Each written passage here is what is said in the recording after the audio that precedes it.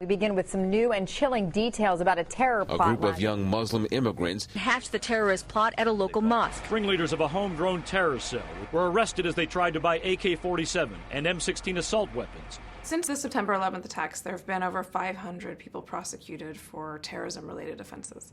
And this is a number that sounds really big, and it makes it sound like Americans are being kept safe from terrorism attacks. But we found that in a lot of these cases, people were prosecuted who never would have committed a terrorist act in the first place if it weren't for the involvement of the FBI. While Dowd is charged with attempting to use a weapon of mass destruction, it was a plot largely engineered by the FBI, during which the teenager is accused of taking the bait. The theory behind some of these cases is that these people are terrorists in waiting. If the FBI hadn't shown up and taken them down the path of committing this terrorist act, Al-Qaeda would instead. But we don't have evidence of that actually happening. What this means is that American Muslim communities are being treated as suspect, that law enforcement approach them not just as partners in countering terrorism or providing information about potential terrorist attacks, but as places where terrorism could be bred. Firdas was arrested Wednesday after undercover federal agents posing as al-Qaeda members delivered materials he allegedly requested.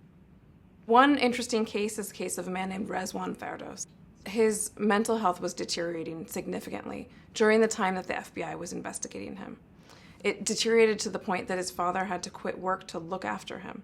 That didn't stop the FBI from pursuing a case by sending an informant in to work with Firdas and eventually help him develop a plot to attack the U.S. Capitol building. These were not individuals who were ever planning on their own to actually conduct terrorist activities. They were individuals who were vulnerable to being recruited. They're young men, an 18-year-old. They're people with mental illness, schizophrenia. They're people who are susceptible because they want money and they could be bribed.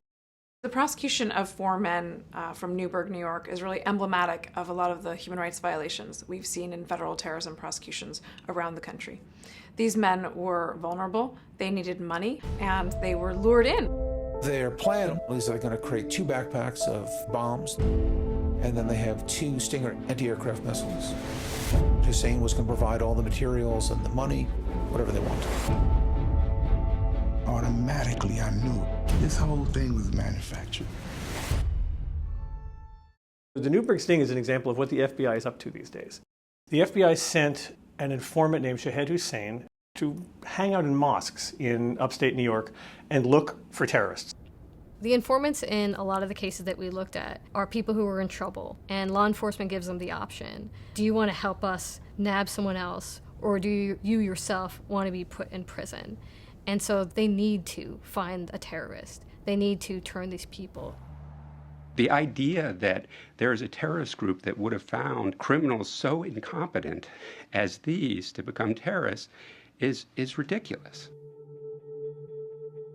In the Newburgh 4 case, the informant is saying, well, why don't you do a terrorist attack?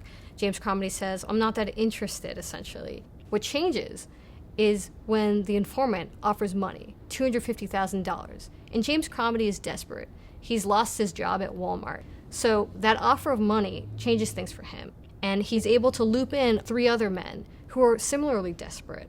You're taking 4 people who have never committed an act of terrorism before, who have no political aspirations, no means to commit the crime, no access to terrorists to help them commit the crime, no access to the money to buy the weapons, not even access to cars to get to the sites of potential attack. Because these individuals are being convicted of terrorism offenses, their sentences are dramatically increased, at least 17 years added, sometimes 20 years added. And in some of the cases, that means a lifetime of solitary confinement or a lifetime of restrictions on their ability to communicate with their families. The idea that law enforcement should do anything and everything to prevent the risk of a terrorist attack means that there are people locked up in federal prisons right now who probably shouldn't be, people who are serving very long sentences who probably shouldn't be, families that have been torn apart, and communities around this country who live in fear.